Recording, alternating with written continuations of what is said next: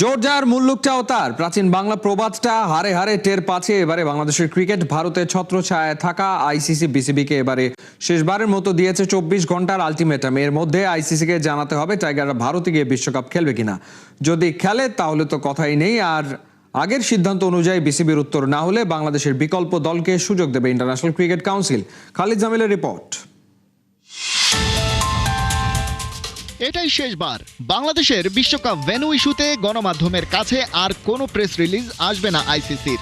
ওদের বোর্ড সভা শেষে জানিয়ে দেওয়া হয়েছে ভারত থেকে সরছে না বাংলাদেশের ভেন্যু। সেখানেই তারা গ্রুপ পর্বের ম্যাচগুলো খেলতে রাজি আছে কিনা আগামী 24 ঘন্টার মধ্যে সেটা ভেবে দেখার সুযোগ থাকছে। আর যদি বিসিবি তার আগের অবস্থানেই অর্থাৎ ভারতে যেতে রাজি না হয়, তবে এবারের আসরে টাইগারদের বিকল্প হিসেবে অন্য কোনো দলকে রিপ্লেস করা হবে। আইসিসি তাদের মিডিয়া রিলিজে বাংলাদেশের জায়গায় কাকে খেলানো হতে পারে এবারের বিশ্বকাপে সেটা পরিষ্কার করেনি, তবে কোয়ালিফাই করতে না পারা এবং র্যাঙ্কিংয়ে এগিয়ে থাকা স্কটল্যান্ডের ভাগ্য খুলে যাওয়ার সম্ভাবনাই সবচেয়ে বেশি। ভারতে বাংলাদেশ দল এবং তাদের ক্রিকেট ফ্যানরা নিরাপদ নয় এমন যুক্তি ও প্রমাণ তুলে ধরে আইসিসিকে তাদের ম্যাচগুলো শ্রীলঙ্কায় সরিয়ে নেয়ার অনুরোধ করে আসছিল বাংলাদেশ ক্রিকেট বোর্ড, যে সংস্থার ছায়াসঙ্গী হিসেবে সবসময় ছিল বাংলাদেশ সরকারও। আইসিসি দাবি করছে নিরাপত্তা ইস্যুটি খতিয়ে দেখতে তারা একটি স্বাধীন কর্তৃপক্ষকে দায়িত্ব দিয়েছিল, কিন্তু তারা কোনো নিরাপত্তাহীনতার কারণ খুঁজে পায়নি। যেখানে কোনো ঝুঁকিই নেই সেখান থেকে এই বিশ্বকাপের ম্যাচ সরিয়ে নিলে ভবিষ্যতের যে কোনো আইসিসি ইভেন্টের জন্য সেটা সংকট তৈরি করবে। আইসিসি একটি গ্লোবাল বডি হিসেবে কোনো পক্ষপাতমূলক সিদ্ধান্ত নিতে পারে না, এমনটাই লেখা আছে আইসিসির এবারের ইমেইলে। ক্রিকেট বিষয়ক ওয়েবসাইট ESPN জানিয়েছে বাংলাদেশের পক্ষ থেকে বিসিবি প্রেসিডেন্ট আমিনুল ইসলাম বুলবুল সহ এই সভায় ছিলেন ফুল মেম্বার বোর্ড প্রধানরা। ভার্চুয়াল এই সভায় আইসিসির চেয়ারম্যান জয় শাহ সহ অন্যান্য হাই অফিসিয়ালরাও অংশ নিয়েছেন। এই বোর্ড মেম্বারদের বেশিরভাগই মত দিয়েছেন বাংলাদেশের ভেন্যু পরিবর্তন না করাই উত্তম। বিসিবি যদি রাজি না হয় তবে বিকল্প কাউকে সেই সুযোগ দেয়াই যেতে পারে। ভারত যে অনিরাপদ সেটার যুক্তি ও প্রমাণ দেখানোর পরেও কেন বেশিরভাগ দেশের বোর্ড মেম্বার বাংলাদেশের পক্ষে ভোট দিলেন না, তার উত্তরটা ভাবতে হবে অন্যভাবে। এই ছবিটা নিছক বিনোদনের জন্য তৈরি, তবে ছবির পেছনে লুকিয়ে থাকা অর্থনৈতিক মডেল বেশ ভয়াবহ, সিরিয়াস ম্যাটারই বটে। আইসিসি চেয়ারম্যান জয় শাহ টাকা ছেটাচ্ছেন, বাস্তবে সেটা সম্ভব নয়, আবার সম্ভবও। এই যেমন আইসিসির মূল আয়টা আসে তাদের মিডিয়া রাইটস থেকে, সেটা আইসিসির মোট আয়ের 80 থেকে 85%, এবং এই অংশটার মূল বাজার আবার ভারতে। মানে ভারতীয় মালিকানাধীন মিডিয়া যেমন হটস্টারের মতো কোম্পানিগুলো 80% রাইটস কিনে নেয়। আইসিসি শুধু নিজের খরচটা রেখে বাকি সব টাকা বন্টন করে তাদের ফুল মেম্বার দেশগুলোর বোর্ডকে, অর্থাৎ ভারত থেকে টাকা ফুল মেম্বার ক্রিকেট বোর্ডগুলোর পকেটে যায়, যাদের মেজরিটির ভোটেই নির্ধারিত হলো চরম নিরাপত্তা শঙ্কা থাকার পরও বাংলাদেশের বিশ্বকাপ ভেন্যু ভারত থেকে সরানো সম্ভব না। খালিদ জামিল, একাত্তর। ভারতীয়রা মুস্তাফিজকে আইপিএল থেকে ছুড়ে ফেলে দিল। আইসিসি এবার বিসিবিকে আলটিমেটাম দিল, ভারতের মাটিতে বিশ্বকাপ না খেলে টানা 2 মাস শুয়ে বসেই কাটাতে হবে লিটন তাসকিনদের। কারণ বিশ্বকাপের পাশাপাশি ঢাকা প্রিমিয়ার লিগ নিয়েও বড় জটিলতায় আছে ক্রিকেট বোর্ডের বর্তমান কমিটি। সাইফুল রুবকের রিপোর্ট। তবে কি উগান্ডার সাথেই সিরিজ খেলতে হবে লিটনদের? তাছাড়া কি কোনো উপায় নেই? ফেব্রুয়ারি মার্চ টি-20 বিশ্বকাপ, সেই জায়গাটাতে না যাওয়ার সম্ভাবনাই এখন বেশি বাংলাদেশ ক্রিকেট বোর্ডের। কারণ আইসিসি সোজাসাপটা জানিয়ে দিয়েছে ভারতে নিরাপত্তা নিয়ে কোনো কনসার্ন নেই। বাংলাদেশকে বিশ্বকাপ খেলতে হলে ভারতের মাটিতেই খেলতে হবে, শ্রীলঙ্কাতে ম্যাচ শিফট করার কোনো কারণ তারা দেখছে না। ভোটাভুটি হয়েছে সেই জায়গাটাতে বাংলাদেশ সেই ভোটে বলাই যায় যে হেরে গেছে, অর্থাৎ তাদের দাবি যেই সেই দাবিটা আইসিসি জয় সাহারা মানল না। তাহলে ফেব্রুয়ারি মার্চে যদি বিশ্বকাপে নাই যায়, আইসিসি যে 24 ঘন্টার আলটিমেটাম দিয়েছে সেই আলটিমেটাম শেষে বাংলাদেশ ক্রিকেট বোর্ড সরকারের সাথে কথা বলে যদি জানিয়ে দেয় যে তারা ভারতের মাটিতে বিশ্বকাপ খেলবে না, তাহলে স্কটল্যান্ড চলে আসবে। কিন্তু বাংলাদেশ সেই সময়টাতে, বাংলাদেশের টাইগাররা ফেব্রুয়ারি মার্চ সেই সময়টাতে কি করবে? দ্বিপাক্ষিক সিরিজ কার সাথে খেলবে? বাংলাদেশের বন্ধু জিম্বাবুয়ে, তারাও তো বিশ্বকাপে আছে, নেদারল্যান্ডস আছে, আয়ারল্যান্ড আছে, স্কটল্যান্ড যোগ দিবে, তাহলে খেলবে কাদের সাথে?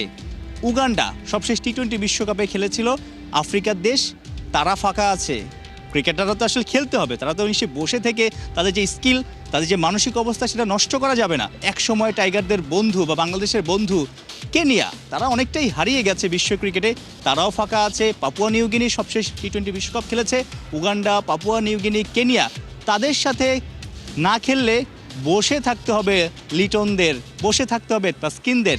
এর মধ্যে জটিলতা আরও আছে, যদি বিশ্বকাপে বাংলাদেশ অংশ নাই নেয়, ঢাকা প্রিমিয়ার লিগ যে আয়োজন করবে বাংলাদেশ ক্রিকেট বোর্ড, ক্রিকেটারদের যে মাঠে রাখবে, সেটা নিয়েও তো জটিলতা আছে। কারণ ক্লাবগুলোর সাথে আসলে বিসিবির একটা দূরত্ব আছে। নির্বাচনকে কেন্দ্র করে ফার্স্ট ডিভিশনে আমরা দেখলাম যে বেশ কয়েকটা ক্লাব অংশ নেয়নি, যাতে করে আসলে পরবর্তীতে সূচি পাল্টে ফেলা হয়েছে, সেই ক্লাবগুলো অকভার দিয়ে দিয়েছে। ঢাকা প্রিমিয়ার লিগে যে 12টা ক্লাব নিয়ে হয়, অধিকাংশ ক্লাবই কিন্তু বয়কটের ডাক দিয়েছে। ঢাকা প্রিমিয়ার লিগে যদি না হয়, বিশ্বকাপে যদি বাংলাদেশের ক্রিকেটাররা না যায়, তাহলে তারা করবেটা কি? তাদের যে পারফরমেন্স, তাদের যে কনফিডেন্স, তাদের যে স্কিল, তাদের যে মেন্টাল ব্যাপারটা, মানসিক অবস্থাটা, সবই তো ভেঙে চুরে যাবে। ক্রিকেটারদের দিক দিয়ে আসলে বলা যায় যে সামনের দিনগুলো অশনি সংকেত। সামনের দিনগুলোতে টাফ টাইম অপেক্ষা করছে ক্রিকেটারদের, যদি ভিন্ন কিছু না হয়, অর্থাৎ রাত পেরিয়ে পরের সকালে, পরের বিকেলে যদি কোনো সুখবর না আসে, তাহলে ক্রিকেটারদের জন্য আসলে বাজে একটা সময় হবে। অবশ্যই ভারতের মাঠে খেলতে চায় না, মুস্তাফিজকে যেভাবে ছুঁড়ে ফেলে দেওয়া হয়েছে, একটা বলা যায় যে আসলে জোর করেই আসলে ভারতীয়রা যে ঘটনাটা ঘটিয়েছে। পাশাপাশি টিম বাংলাদেশের দাবিটাও যৌক্তিক, এটা নো ডাউট। পাকিস্তানও সমর্থন করেছে, কিন্তু আইসিসি যদি না মানে, আইসিসিকে টপকে আসলে বাংলাদেশ তো ক্রিকেট বিশ্বে টিকে থাকতে পারবে না। অর্থাৎ আইসিসি যদি মনক্ষুণ্ণ হয়, তাহলে তো আসলে বাংলাদেশের সামনের দিনগুলোতে অনেক সমস্যা হতে পারে। যেমনটা আসলে এই বছর ভারত বাংলাদেশে আসার কথা, সেটাও আসবে কি না যদি বিশ্বকাপে বাংলাদেশ অংশ না নেয়। অনেক দেশের আসলে এশিয়া কাপের সময় সমস্যা হতে পারে, সামনের বিশ্বকাপগুলোতে সমস্যা হতে পারে। অর্থাৎ আইসিসি এবং বিসিসিআই তাদের সঙ্গে যদি আসলে এই রেষারেষিটা থেকেই যায়, তাহলে 2031-এর ওয়ানডে বিশ্বকাপে ভারতের সঙ্গে কিন্তু বাংলাদেশ কোস্ট, সেই হোস্ট বাংলাদেশ তখন কি আসলে বিশ্বকাপ আয়োজন করবে না, বিশ্বকাপে অংশ নেবে না? অনেক হিসাব নিকাশ আছে। অর্থাৎ এটার যে কনসিকুয়েন্স, অর্থাৎ সামনের দিনগুলোতে আরও অনেক হিসাব নিকাশ থাকবে। অর্থাৎ আইসিসি এবং বিসিসিআইয়ের এগেনস্টে বাংলাদেশ চলে গেলে বাংলাদেশের ক্রিকেটের হয়তো অনেক সমস্যাও হতে পারে। অনেকেই বলছে, ক্রিকেট সংশ্লিষ্ট অনেকেই বলছে, এখন আগামী যে আরও 24 ঘন্টা যদি বলি বা 20 ঘন্টা যদি বলি, পরের দিনটা অর্থাৎ বৃহস্পতিবারটা বাংলাদেশের ক্রিকেটের জন্য অনেক গুরুত্বপূর্ণ একটা দিন। সরকার সিদ্ধান্ত নেবে যে এবার যদি বয়কট করি, সেই বয়কটটা কি এবারের মধ্যেই আসলে থেকে যাবে, নাকি সামনের দিনগুলোতেও এর কারণে সমস্যা হবে ক্রিকেটের, সেটা নিয়ে হয়তো ভাববে, সেটা নিয়ে হয়তো একটা ডিসিশন নেবে। তবে ক্রিকেটাররা চায় মাঠে খেলতে, ক্রিকেটাররা চায় পারফর্ম করতে। কারণ ক্রিকেটাররা বসে থাকলে তাদের যে পারফরমেন্স, তাদের যে অবস্থা, সেটা আরও খারাপ হবে এবং দেশের ক্রিকেটটাও হয়তো পিছিয়ে যাবে। সাইফুর রূপক, 71। একের পর এক শ্বাসরুদ্ধকর ম্যাচ উপহার দিচ্ছে বিপিএল। প্লে অফের প্রথম দিন 2 ম্যাচ শেষ ওভারে যাওয়ার পর শেষ ওভারে গেল রাজশাহী সিলেট ম্যাচও। শেষ পর্যন্ত টাইটান্সকে হারিয়ে ওয়ারিয়র্স গেল ফাইনালে। ফয়সাল হাবিবের রিপোর্ট। এক দলের ক্যাপ্টেন বাংলাদেশ টেস্ট অধিনায়ক, আরেক দলের অধিনায়ক বাংলাদেশকে নেতৃত্ব দেন ওয়ানডেতে।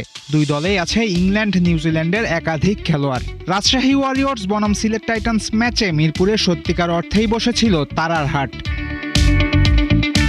আগে ব্যাট করতে এসে শুরু থেকেই মাঠ মাতাতে থাকেন রাজশাহীর দুই ওপেনার সাহিবজাদা ফারহান এবং তানজিদ তামিম। আগের ম্যাচের দুই নায়ক ক্রিস ওকস আর খালেদ আহমেদের ওপর প্রথম ওভার থেকেই চড়াও হন রাজশাহী ওপেনাররা। প্রথম 3 ওভারে দুজন মিলে তোলেন 34 রান। রাজশাহী ওয়ারিয়র্স প্রথম উইকেট হারায় পঞ্চম ওভারে দলীয় 43 রানে। এরপরও তামিম ছিলেন সাবলীল। পাওয়ার প্লের শেষ ওভারে 3 ছক্কায় 18 নিয়ে 6 ওভারে ওয়ারিয়র্স করে 61 রান। বিদেশিরা যখন মার খাচ্ছেন দেদারসে, সিলেট ক্যাপ্টেন তখন দেশিদের ওপর ভরসা খুঁজে পেতে চান। বাঁহাতি স্পিনার নাসুম আহমেদ ফেরান বাঁহাতি তামিমকে। নাসুমের দেখানো পথে হাঁটেন ক্যাপ্টেন মিরাজও। পরপর 2 বলে শান্ত এবং মুশফিককে আউট করে বড় ধাক্কাটা মিরাজই দেন ওয়ারিয়র্স শিবিরে। মেহরাবও ফেরেন 0 রানে।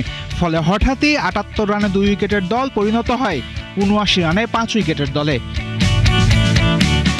আরও একটা লো স্কোরিং ম্যাচের অপেক্ষায় যখন দর্শক, তখন জুটি গড়েন দুই বন্ধু উইলিয়ামসন আর নিশাম। শুধু উইকেট বাঁচানোই নয়, দুজনে মিলে রান তোলেন দ্রুত গতিতে। ষষ্ঠ উইকেট জুটিতে দুই কিউইর 77 রানে রাজশাহী ওয়ারিয়র্স পায় 165 রানের পুঁজি। নিশাম 44 রানে আউট হয়ে ফিরলেও উইলিয়ামসন অপরাজিত থাকেন 45 রানে। সিলেটের জন্য টার্গেট ছিল বড়, দলটার শুরুটাও হয় খারাপ। প্রথম ওভারেই ফেরেন ওপেনার জাকির হাসান, খানিক বাদেই ড্রেসিং রুমে ফেরেন নম্বর 3-এর আরিফুল ইসলাম। পাওয়ার প্লের বাকিটার সময় সিলেট কাটায় সাবধানে। প্রথম 6 ওভারে ওরা 2 উইকেট হারিয়ে 37 রান তোলে, কিন্তু ততক্ষণে জমে গেছে স্যাম বিলিংসের সাথে পারভেজ ইমনের জুটি, তাই বেড়েছে রান তোলারও গতি। দুজনের জুটিতে 71 রান আসার পর ইমন ফেরেন রান আউট হয়ে 48 রান করে। প্রথম এলিমিনেটর ম্যাচের মতো এদিনও ব্যর্থ হন মঈন আলী, আউট হন 5 বলে 7 রান করে। তবে আফিফ হোসেন ধ্রুব ছিলেন মুডে, এসেই 2 বলে 2 বাউন্ডারি মেরে ঘোষণা দেন ম্যাচ শেষ হয়নি এখনো। আফিফ মিরাজ যখন পিচে, ক্রিস ওকস ডাগ আউটে, তখন সিলেটের ম্যাচ জিততে দরকার 24 বলে 41। অপরদিকে রাজশাহীর অস্ত্র বিনুরা ফার্নান্দো, আব্দুল গফফার সাকলাইনের মতো বোলাররা। দুই পক্ষের এই সমানে সমান লড়াইয়ে ভেঙে পড়ে সিলেটের ব্যাটাররা। একে একে আউট হন আফিফ আর মিরাজ। একটা 4-এর বেশি মারতে পারেননি খালেদ, তাই পিচে অনেকটা নিঃসঙ্গ হয়ে পড়েন আগের ম্যাচের নায়ক ওকস।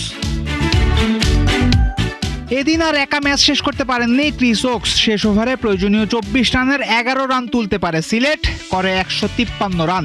রাজশাহী ওয়ারিয়র্স ম্যাচ জেতে 12 রানে। কঠিন পথে হেঁটে হলেও 23 তারিখের ফাইনালে রাজশাহী লড়বে চট্টগ্রাম রয়্যালসের বিপক্ষে। ফয়সাল হাবিব, 71। মেলবোর্ন স্টার্সের শেষ ওভারে প্রয়োজন ছিল 26 রান। প্রথম বলে ছক্কা, দ্বিতীয় বলে উইকেট, এরপর 3 বলে আরও 3টি বাউন্ডারি। 1 বলে দরকার 5 রান। শেষ বলে 5 রানের সমীকরণে 1 রানের বেশি নিতে পারেনি মেলবোর্ন। শ্বাসরুদ্ধকর নকআউট ম্যাচে 3 রানের জয় পায় হোবার্ট হারিকেনস। এমন জয়ে ফাইনালের আরও এক ধাপ কাছাকাছি ঋষাদরা। বৃষ্টিবিঘ্নিত নকআউট ম্যাচে 4 আর 6 নম্বর ওভারে 2 ছক্কায় 13 ও 11 রানের খরচায় 24 রান দেন ঋষাদ। থাকেন উইকেট শূন্য। চ্যালেঞ্জারে ঋষাদদের প্রতিপক্ষ সিডনি সিক্সার্স। একটা ম্যাচ জিতলেই এবারের বিগ ব্যাশে ফাইনালের টিকিট মিলবে ঋষাদ দল হোবার্ট হারিকেনসের।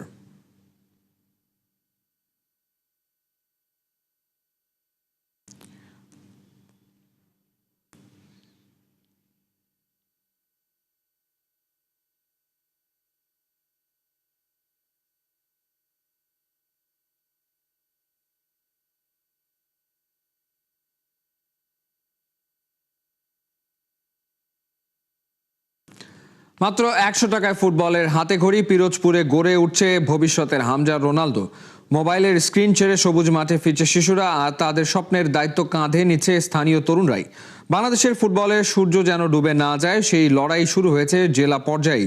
পিরোজপুর থেকে হাসান সজীবের পাঠানো রিপোর্ট। এই চোখগুলো শুধু তাকিয়ে নেই, এই চোখগুলো স্বপ্ন দেখে লাল সবুজের জার্সি, দেশের পতাকা। আর একদিন বড় ফুটবলার হওয়ার সাহস এই চাহনিতে লুকিয়ে আছে। পিরোজপুর সদর স্কুলের আঙিনায় বিকেলের আলোয় ফিরে এসেছে ফুটবলের শব্দ। যে মাঠ একসময় প্রায় ফাঁকাই থাকতো, আজ সেখানে প্রাণ চাঞ্চল্য। পুরান স্টানের ওদিকে প্র্যাকটিস করাতো, হঠাৎ আর কি আমি শুনলাম যে এখানে প্র্যাকটিস হচ্ছে, সেই থেকে একটা নিজের মধ্যে একটা আগ্রহ সৃষ্টি হলো, তারপর আসলাম আর কি। এই উদ্যোগের পেছনের মানুষটি জামান একসময় নিজেও ছিলেন ফুটবলার, কিন্তু ইনজুরির কারণে থেমে যায় তার ক্যারিয়ার। তবু থামেনি ফুটবলের প্রতি ভালোবাসা। 3 জন দিয়ে স্টার্ট করি, ওইখান থেকে 16 জন হয়। পরে হচ্ছে ওই জায়গাটা হচ্ছে একটা বিল্ডিং ওঠার পরে ওইটা অফ হয়ে যায়। তো পরে হচ্ছে আমি পুরো থতমতো খেয়ে যাই। 24-এ আইসা হচ্ছে জুলাইয়ের পরে চিন্তা করলাম যে যুব সমাজের পরিবর্তনটা আমি করি, যে বয়েজ স্কুলের ভিতরের মাঠে বড় মাঠে হচ্ছে ওরা আড্ডা দেয় আর মোবাইলের উপরে গেম খেলে। মাত্র 100 টাকায় ফুটবল প্রশিক্ষণ। এই টাকার মধ্যে রয়েছে টিফিন। মোবাইল আসক্তি থেকে দূরে মাঠমুখী হচ্ছে শিশুরা। হ্যাঁ, জামান ভাই আমাদের খুবই অল্প টাকায় প্র্যাকটিস করাতেছে, খুবই ভালো মানে প্র্যাকটিস দিতেছে আমাদের। এই যুগে মোবাইলটা অনেক বেশি চলছে, আর অধিকাংশ ছেলেমেয়ে এই মোবাইল চালাচ্ছে।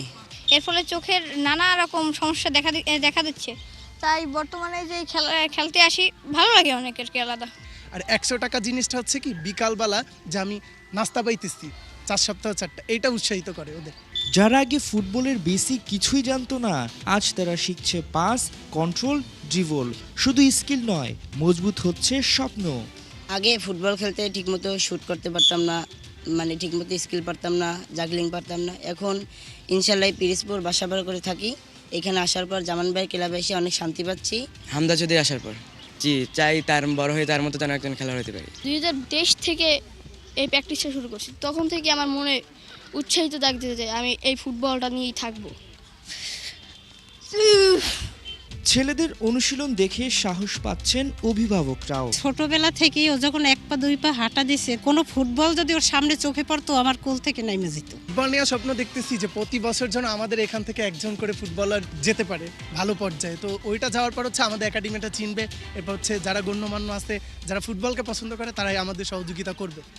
শেষ বিকেলে সূর্য বিদায় নিচ্ছে। এই সূর্যের মতোই বাংলাদেশের ফুটবলের বিদায়টা অনেকে দেখে ফেলেছিলেন, কিন্তু হামজা চৌধুরীর আসার মাধ্যমে বাংলাদেশের ফুটবলে নতুন করে সূর্য ওঠে। সবাই এখন হামজা চৌধুরী, সমিত সোম, ফাহমিদুল কিংবা জায়ন আহমেদের নিয়ে খুব ব্যস্ত। কিন্তু ভবিষ্যতের এই যে বাংলাদেশের ফুটবলের সূর্যটা আবার ডুবে যাবে না, সেটার কি কেউ নিশ্চয়তা দিতে পারে? আর সেই নিশ্চয়তা বাড়ানোর জন্য প্রয়োজন তৃণমূলে নজর দেয়া। হাসান সজীব, ৭১, পিরোজপুর, বরিশাল। এই ছিল এই মুহূর্তের খেলা যোগে সরাসরি সংবাদ অনুষ্ঠান দেখতে চোখ রাখুন ৭১-এর ফেসবুক পেজ এবং সাবস্ক্রাইব করুন ৭১-এর ইউটিউব চ্যানেল। ৭১-এর সাথেই থাকুন।